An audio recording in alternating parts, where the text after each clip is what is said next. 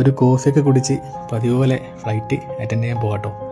അപ്പോൾ റാമ്പിലോട്ട് ഇറങ്ങിയപ്പോൾ ആകാശ് എയറിൻ്റെ ഒരുപാട് ഫ്ലൈറ്റ് അവിടെ നിരന്ന് കിടക്കുന്നുണ്ടായിരുന്നു. റാമ്പിൽ ഇതുപോലുള്ള ഒരുപാട് എക്യുപ്മെൻറ്റ്സ് നമുക്ക് കാണാൻ പറ്റും.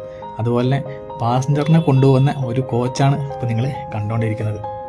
ഫ്ലൈറ്റിൻ്റെ അടുത്തോട്ട് എനിക്ക് പോകാനുള്ള ക്യാബ് വന്നിട്ടുണ്ട് കേട്ടോ. അപ്പോൾ ഞാൻ അതിൽ കയറിയിട്ട് പോവാണ്. എൻ്റെ ഫ്ലൈറ്റ് കിടക്കുന്നത് വിക്ടർ 68 എന്ന് പറഞ്ഞ വേലാണ് കേട്ടോ.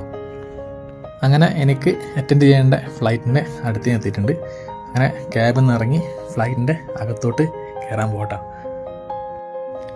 അകത്തോട്ട് കയറിയപ്പോൾ ക്യാബിൻ ക്ലീനിങ്ങിൻ്റെ പ്രവൃത്തികൾ നല്ല തകൃതിയായിട്ട് നടന്നുകൊണ്ടിരിക്കുവാണ്.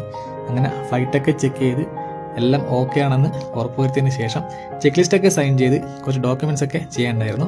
അതിനുശേഷം ഫ്ലൈറ്റിൽ നിന്ന് ഞാൻ പതുക്കെ ഇറങ്ങി കേട്ടോ. റാമ്പിലോട്ട് ഇറങ്ങിയപ്പോൾ കണ്ട ഒരു മനോഹരമായിട്ടുള്ള കാഴ്ച നിങ്ങളെ കാണിച്ചു തരാം. ബാംഗ്ലൂരു എയർപോർട്ടിൽ ഇറങ്ങുന്ന 2 പടുകൂറ്റൻ വിമാനങ്ങളാണ് ഈ കണ്ടുകൊണ്ടിരിക്കുന്നത്. ലുഫ്താൻസയുടെ 747ഉം അതുപോലെ തന്നെ എമിറേറ്റ്സിൻ്റെ എയർബസ് 380 ഫ്ലൈറ്റാണ് ഇപ്പോൾ നിങ്ങൾ കണ്ടുകൊണ്ടിരിക്കുന്നത്. അതിൽ ലുഫ്താൻസയുടെ ഫ്ലൈറ്റ് പുഷ് ബാക്ക് ചെയ്തുകൊണ്ടിരിക്കുകയാണ്. ഈ പുഷ് ബാക്ക് എന്ന് ഉദ്ദേശിക്കുന്നത് ഫ്ലൈറ്റിനെ പുറകിലേക്ക് തള്ളുന്ന ഒരു പരിപാടി കേട്ടോ.